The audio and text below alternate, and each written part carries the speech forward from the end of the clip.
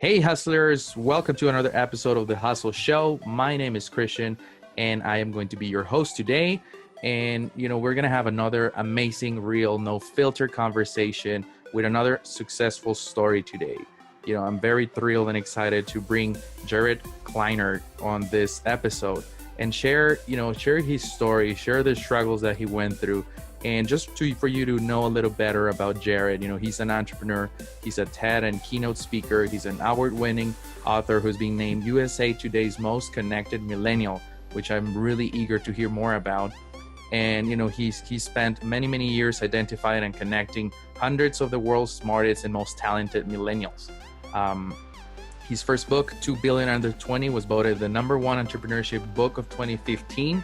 And he's become a go-to marketing and business development consultant for huge corporations, including startups, Fortune 500 companies, New York Times bestselling authors. And, this guy is just tremendous, doing great things out there. So I am super thrilled and excited to start digging with his story. And remember that all the show notes for today's episode will be available at thehustleshell.co/THS40. along with the free book club and all the continually stuff that we provide for you as well. So, without further ado, let's jump in the call with Jared. Welcome, Jared. Yeah, thanks for having me. Hey, we are thrilled to have you here, man. You've done so many great things out there, and you continue to do so. And I really wanted to have you in the show because I think you have one of those hustling, fascinating stories that we love to hear. So, guide us a little bit. How did you become, or what's the story with your entrepreneurship career? How did you start it with that? So it starts with 3 different gentlemen that walked into my life when I was, at an even younger age than I am right now. I just turned 22, and you're catching me on a rare bearded day, as I was telling you before we got on the call. Normally I'm clean shaven, but when I was 15, I started my first business, and I made every single business mistake you can think of. And so this is where the first of the 2 out of 3 gentlemen come into play that I was telling you about. My biggest mistake that I made was poor mentor selection. And so above not having enough capital, above not knowing my competition, above all the other mistakes that I made with this first company, having a really poor and negative mentor was the first mistake I made. And I was actually learning for about 6 months from a guy who I eventually found out had served time in prison for a securities fraud on Wall Street.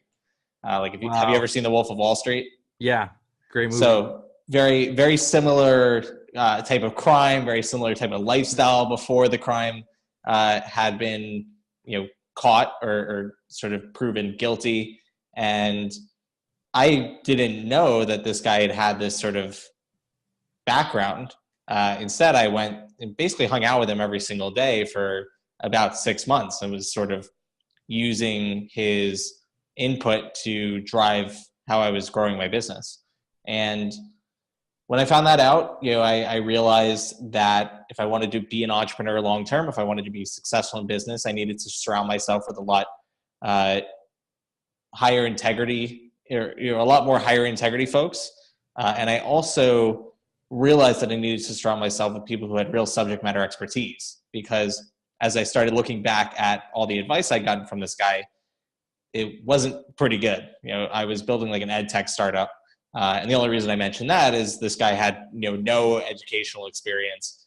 He had no startup experience. The sort of coding platform that he told me to build off of was outdated by a decade, if not 2.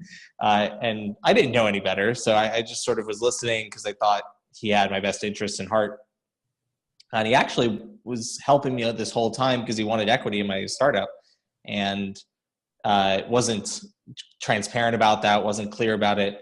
And to be honest, it wasn't even a thing. We hadn't even launched yet. We hadn't shown any signs of success. So to have someone who is sort of willingly guiding you in a direction for their personal gain, who has a pretty shady background, just wasn't the situation I wanted to be in at 15, turning 16 by the time we broke off our relationship.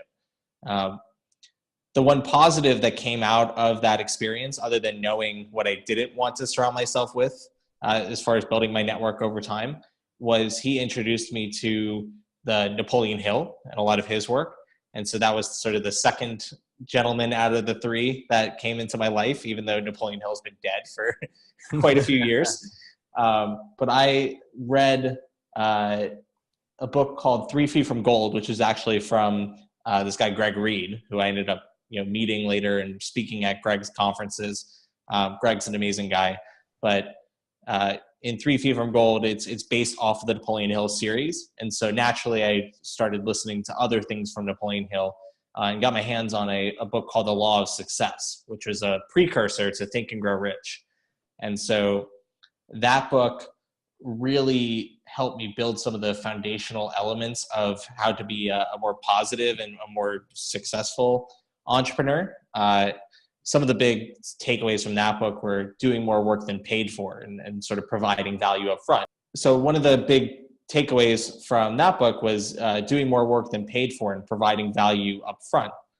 And this came into play really throughout the rest of my career thus far, and will continue to play out, and we can talk about that later from a networking standpoint.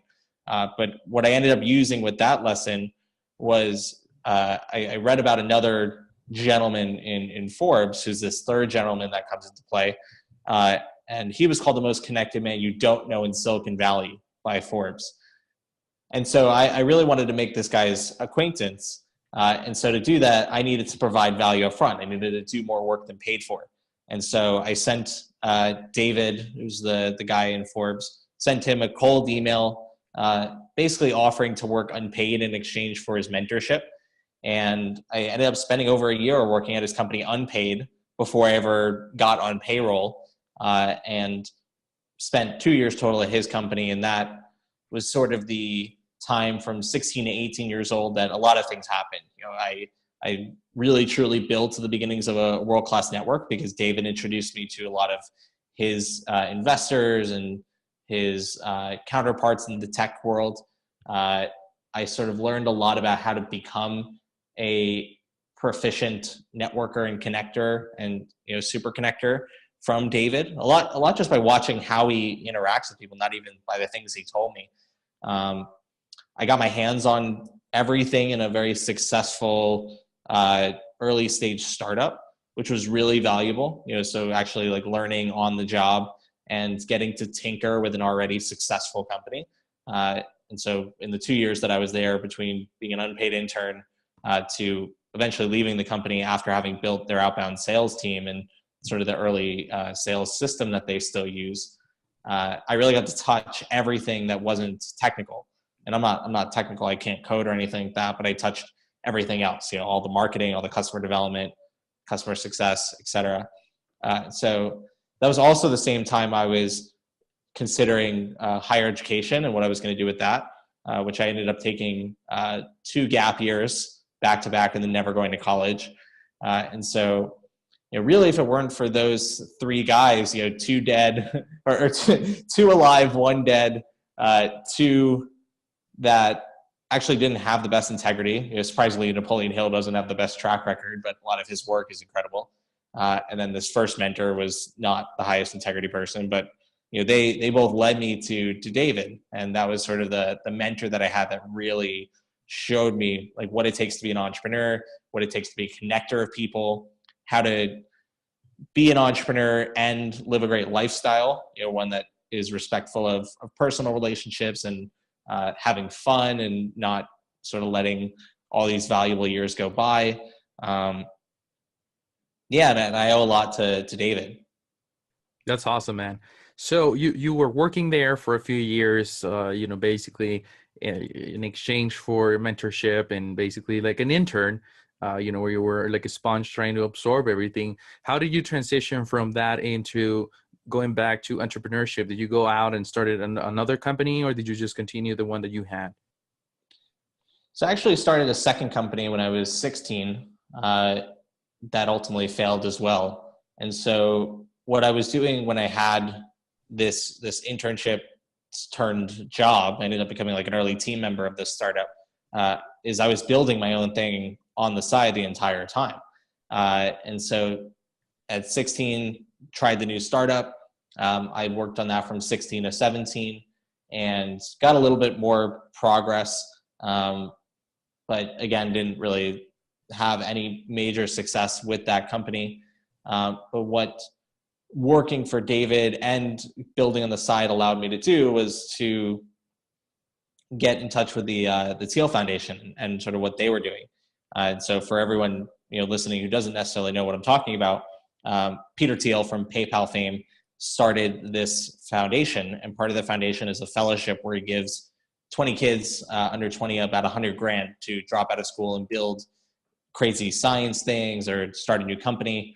And now it's become age agnostic. It's sort of just anyone in their 20s, not necessarily have to be under 20. But I caught wind of this program right as it was beginning.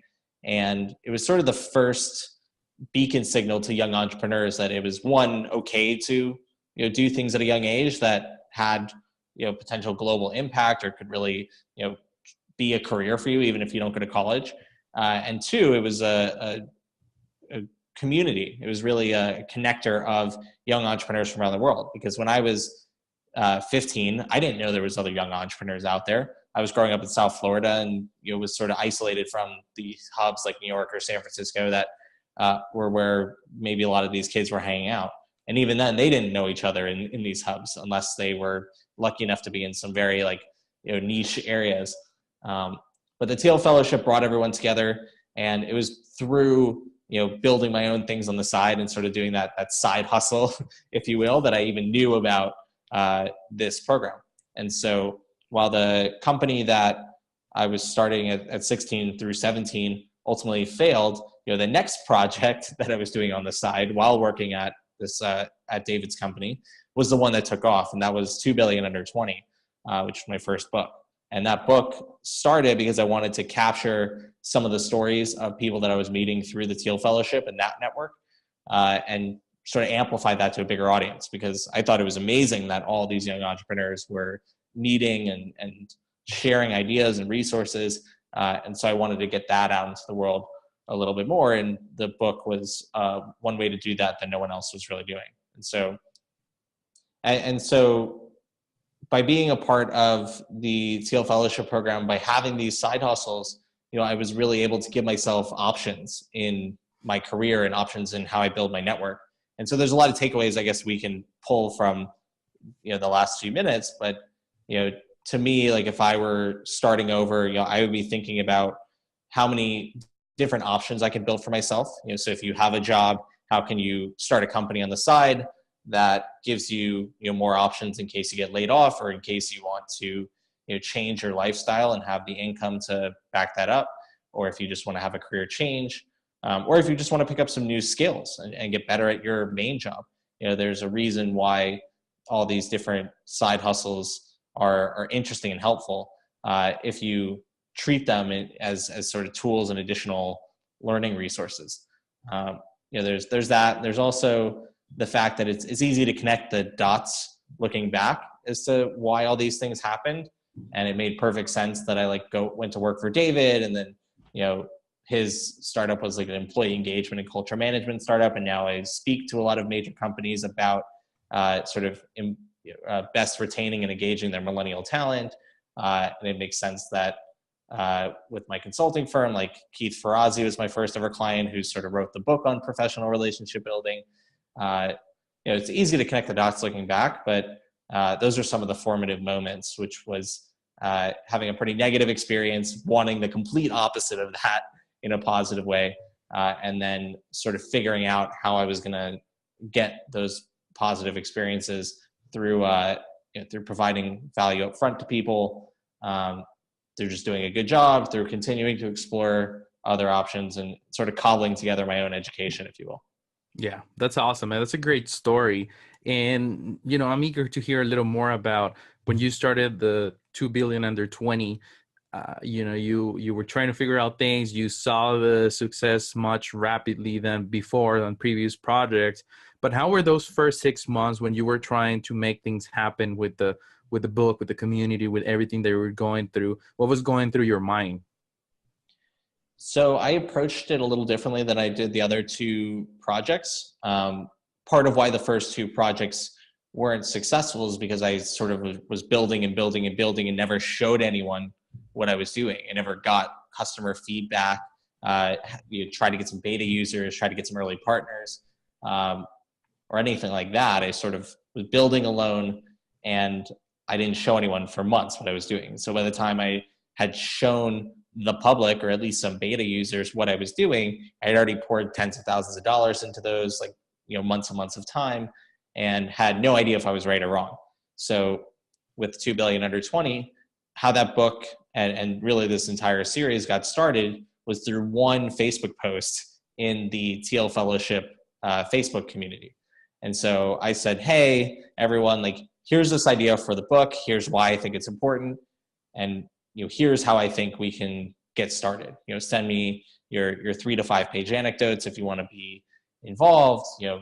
I'm curious about potential partners, from like an editor, editing volunteers, to like a co-author, things like that.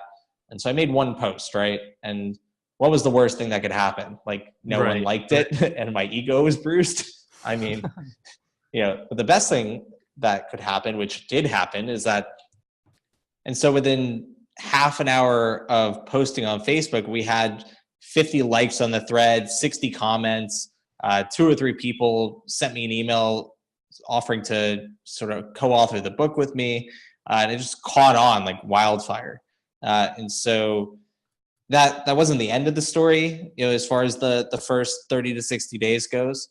I actually had one co-author that started doing work with me, and then she's an amazing person, but she actually sort of overstepped her commitments and took on too much.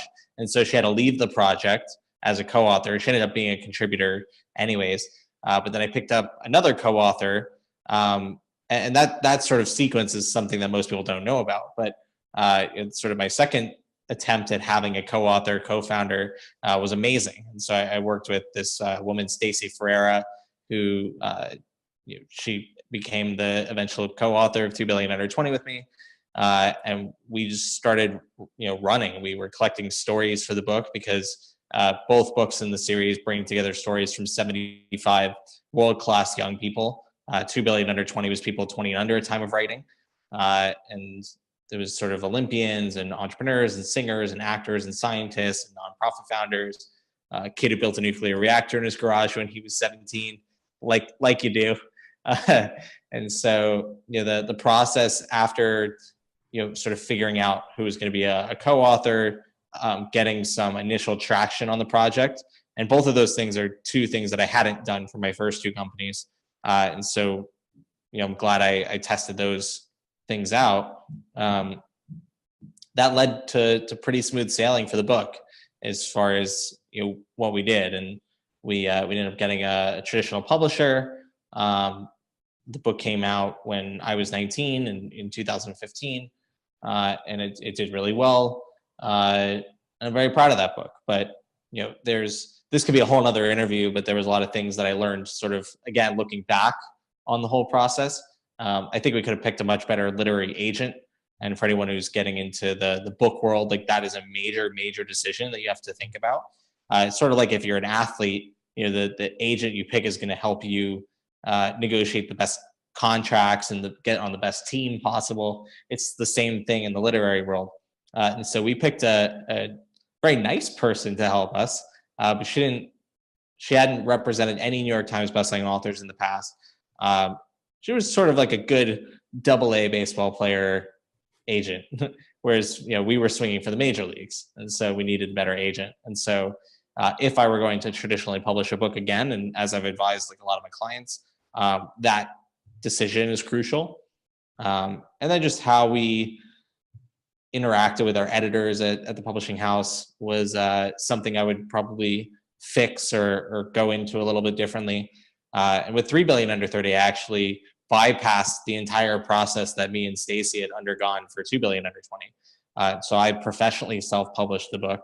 And I didn't just self-publish the book like a lot of people do on Amazon with CreateSpace and whatnot.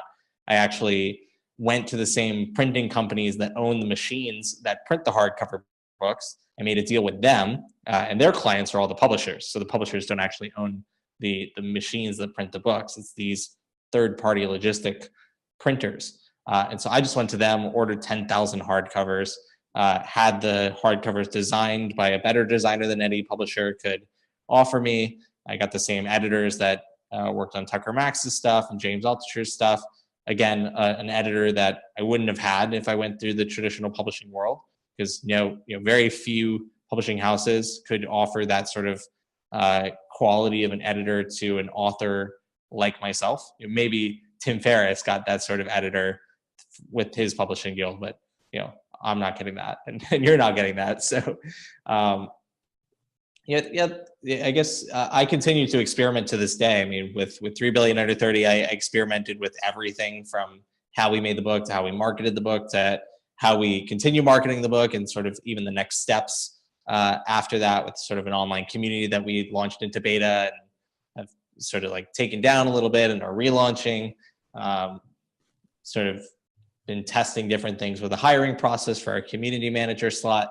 And I constantly launch new programs or new products and things like that, or even try new things with clients. But, compared to when I first started, I'm not building things for 6 months and then getting feedback. I'm sort of looking for paid customers, looking for users, looking for traction at the beginning, really going into the marketplace, asking what they want and seeing if I could build something for those people. And that's helping me get, clearer and clearer about what I need to be building long-term, for whom I'm building those things long-term. And that's leading to more and more success. Right. And it sounds like you've learned a lot through the journey, the trial and error thing. You kind of got the lesson learned, and you basically did it very differently this time. And hence the result, this one blew up really fast for you, which is amazing, and kudos to you. And out of those, your entire journey, what would you say it's one of your worst entrepreneurial moments that you have to go through? Any type of, not just failure, but maybe, one of those times that it felt so hard that you wanted to quit or give up on what you were doing.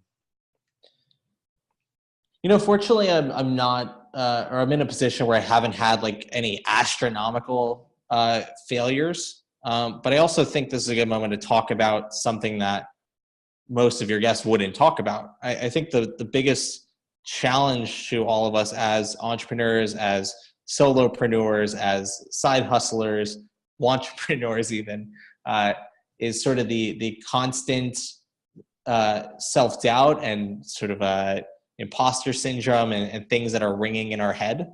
I think that's more dangerous than any cataclysmic event, because that you can build upon. You could sort of take a few years off and start a new business. Like, there's always a way back from some of those like seemingly big failures. And there's tried and true stories from Tony Robbins and Richard Branson and like all these people everyone looks up to about their failure moments. And sure, like I've had my own like failure moments, and it wasn't fun to start my career off learning from a former white collar convict either. But I think the more dangerous thing is not managing our state and allowing the self-doubt to stop us from taking action, or it's the letting imposter syndrome dictate whether or not we're going to take a chance and experiment with our ideas.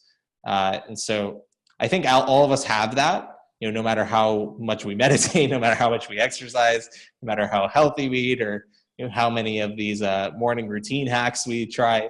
Those are all, I think, great coping mechanisms for what is inevitably sort of like a human condition to always look for danger and be, sometimes negative and have self-doubt and have imposter syndrome, because I imagine that helped us in sort of prehistoric times, and sort of times where we had to look out for predators coming after us, and we couldn't act too grandiose or we would get caught by a lion or something. But in today's day and age, if the hustle part, if the experimentation part is what's going to get us to a place where we're more and more successful and we're happier with our lifestyle and are really finding what our passion is and who we can serve and help through our efforts, then allowing the sort of constant low drum self-doubt or the anxiety or whatever you want to call it to stop you from experimenting and stop you from hustling and stop you from doing things, I think that's sort of a constant danger that we all need to be aware of. Right. And, I 100% agree with you. I think one of the biggest, struggles that we go through is our mindset and trying to overcome those negative thoughts that we have. And it's like, it's every day. You can just say one day, "Oh, I'm going to make it." And then tomorrow you go back to, what if I don't? What if I am not Yeah. made for this? So, yeah, you're totally on point with that. Yeah. So I think that's the thing I'd sort of most watch out for and work on, because a lot of us have endless amounts of things we can be grateful for. It's easier than ever to make yourself appear like you're successful, but you might not feel successful. And at the same time, you might be the sort of definition of success that a peer of yours is looking for. And you might be able to guide them in a better direction, even if you don't think you're there yourself. So I think, yeah, I mean, working as much as possible on using some of those tools like meditation, like mindfulness, like healthy eating, like gratitude, to sort of counterbalance the inevitable self-doubt and imposter syndrome that we all face. Those are some pretty important things to focus on, especially when you're most down or you're most I wouldn't say depressed, but you're most feeling those sort of emotions. Right. Yeah. And I appreciate sharing some of the tips, and, everybody that is listening, those are really great ways to actually, overcome those and try to control them as much as possible when, times get rough. Entrepreneurship, sometimes we go through that roller coaster that we all know about. So, I appreciate you sharing that.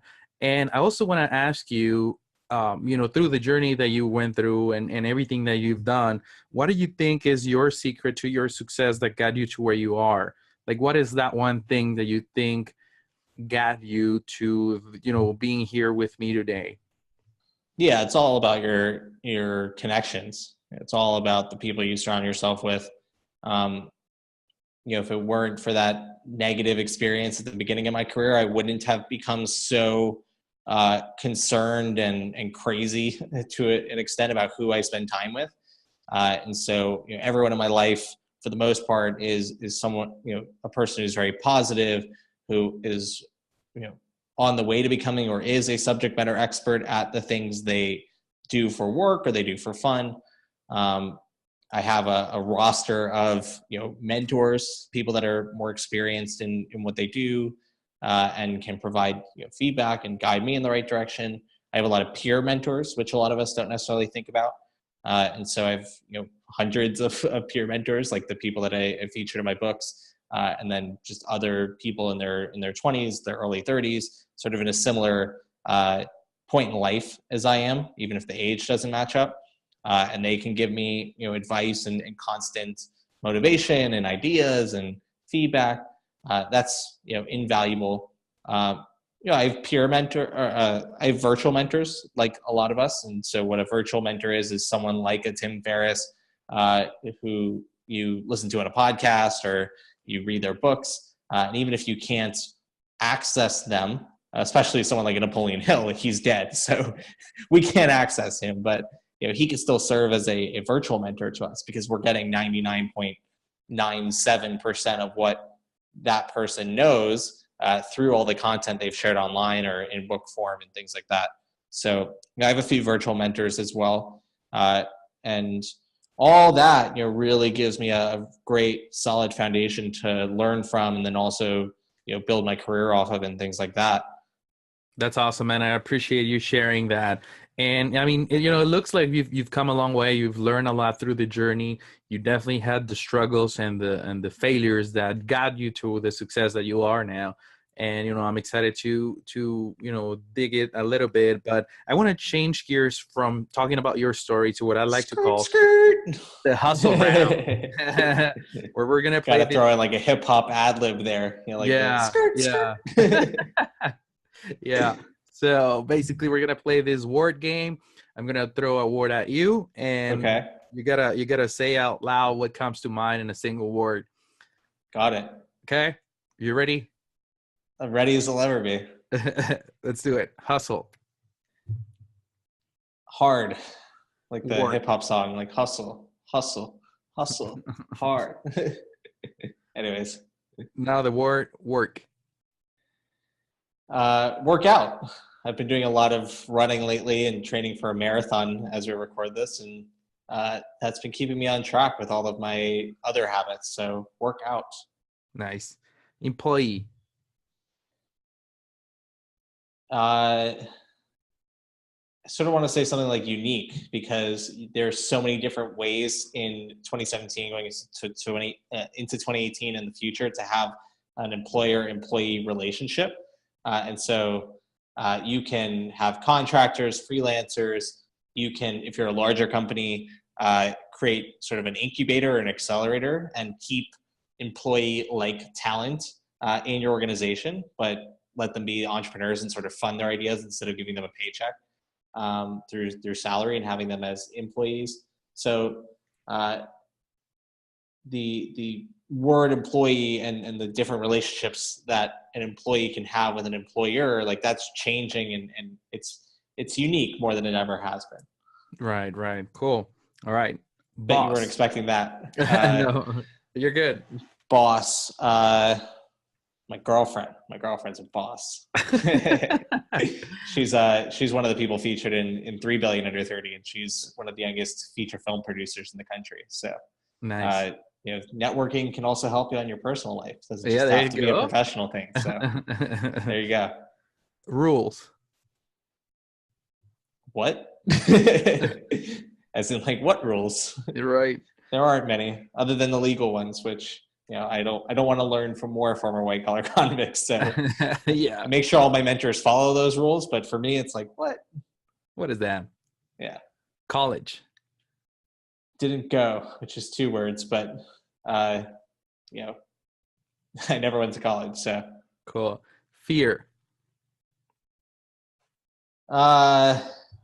manageable. I think what we talked about earlier, if you fear is part of that equation of having self-doubt, of potentially having anxiety about future movements, but it is all manageable. So the more you can do to manage that constant state, I think the more successful you'll be. And you don't need a cataclysmic failure or event to conquer your fears. It could be something that you practice, just like being healthy. Weakness. Also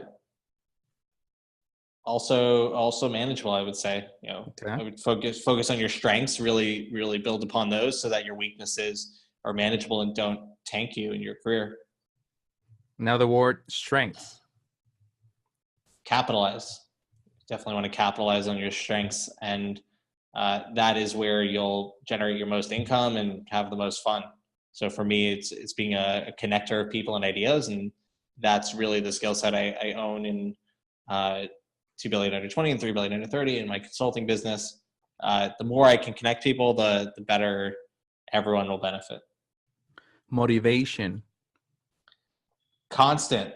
There's a lot of motivation that I think about constantly. If I take a second to really look at what can be motivating me, there's always constant sources for motivation. So you could also use that word to show that there's a need for constant motivation. And so just like managing your self-doubt and your fear and anxiety, and managing that, you need to have a constant set of motivation that you're looking to. Right. Awesome. And last but not least, books. Author. I'm an author of a couple of books, and we'll definitely be writing more in the future. So awesome. I like being an author. I think everyone should write a book at some point in their career. I think a lot of people in our industry write books prematurely, which I think we've actually had a discussion on in the past.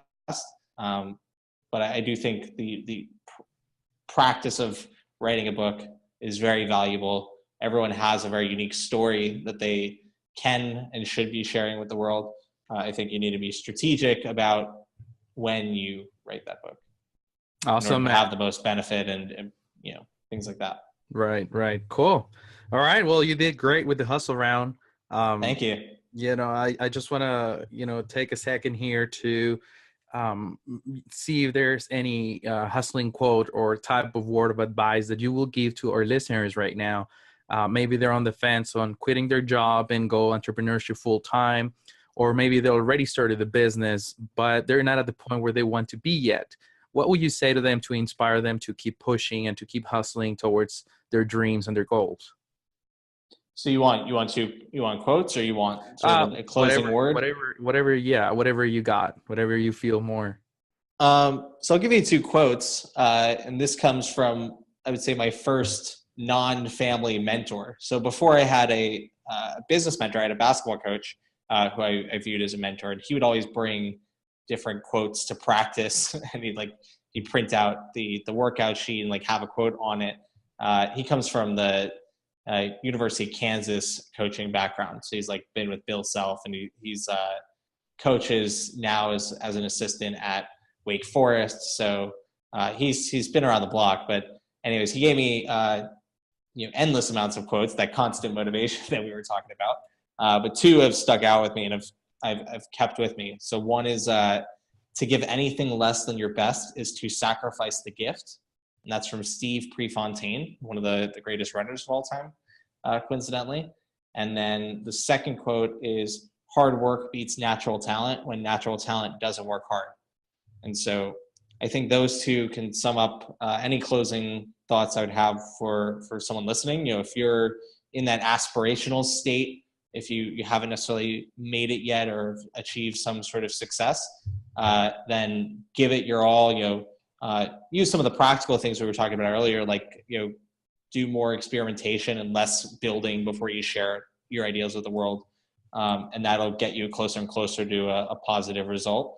But you need to give your absolute all to whatever dream, vision, passion that you have, because if you don't, not only are you not going to create the lifestyle that you want and hit your goals, but you're going to miss out on giving your gift and giving your impact to other people who could benefit from it, be it customers, be it family members who look to you as inspiration, be it friends that sort of see your Facebook posts and your LinkedIn posts and don't ever tell you that you motivated them, but then they've actually used what you said and went to make a positive difference in their life. And I get those stories occasionally with my friend group, and they're always really heartwarming to know that I didn't, that throwaway comment on Facebook actually had a huge impact. So that's one thing I would say. And then as far as the hard work part, if you have achieved some sort of success, you want to make sure that you continue working hard and continue putting into your practice and your effort what you did to get yourself to that point, because otherwise you're not going to be able to sustain whatever greatness or whatever level of success you've had. Awesome, and I appreciate the words, and hopefully we are able to provide some inspiration to everybody that is listening right now.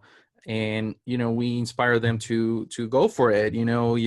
Put everything, work hard, hustle hard, and don't stop. So I really want to thank you, Jared, for joining us today on the Hustle Show. I also want to give you the opportunity for people to connect with you, follow you around, and see what you're up to. How can they find more about you, about your books, and about everything that you're doing? Sure. Thanks for asking, and thanks for having me on the show today. One of my gripes about podcasts and interviews and shows like this is that listeners don't actually follow up with people. So I'm going to give everyone sort of a connector challenge. And if you join my email list, which you just have to go to jaredkleinert.com, you follow my Facebook Messenger bot, which is m.me/jaredkleinert. And if you text me, which is 646-846-7200, that's my actual number. If you do all three of those things, I will give you a free copy of my book, 3 Billion Under 30. And so if you want to learn more about 3 Billion Under 30 before you take my connector challenge, you can go to 3billionunder30.com. It's the number 3, the word billion, the word under, the number 30.com. And if you take the connector challenge, you check out the book, and you want to learn how I've built this sort of world-class network in record time for myself, that is a new sort of coaching consulting service that I'm experimenting with. Is actually helping people do that for themselves and benefit in their business or benefit in their life. So if you're interested in that, connect with me through email, through text, through Facebook Messenger bot, and let me know that you're interested in that service, and I'll gladly share more information about that. It's still experimental, so I won't share too much, but if you're curious about getting sort of direct help from me as far as building your network in record time, then get in touch and let me know. So free book is on the line, multiple ways to connect. Please get in touch and let me know how I can help. Awesome. And I'll make sure that all these links and, the chatbot and the book and everything is linked on our website at thehustleshow.co/THS40. And that way you are a click away from connecting with Jared. So again, Jared, am I your first guest to share a messenger bot link? Yeah, you are. You are for sure. And probably the cell phone number too. Yeah. So I'll try it out too. I'll go and check it out right after we're done with the call. But, cool. I really appreciate you being here, being honest and transparent with us today. I know you've done great things out there, but I also know that you're about to explode and make even bigger things out there. So I really appreciate you, and hopefully we stay connected, man. Yeah, thanks so much for having me again, and thanks to everyone who is still with us till the end. I hope to hear from you soon. Guys, thanks so much for tuning in to the Hustle Show audio experience. I hope you enjoyed today's episode. And even if you didn't, make sure you subscribe to the podcast right now. It's still free. Visit thehustleshow.co for all the show notes and to watch the video experience of this episode. We'll see you soon.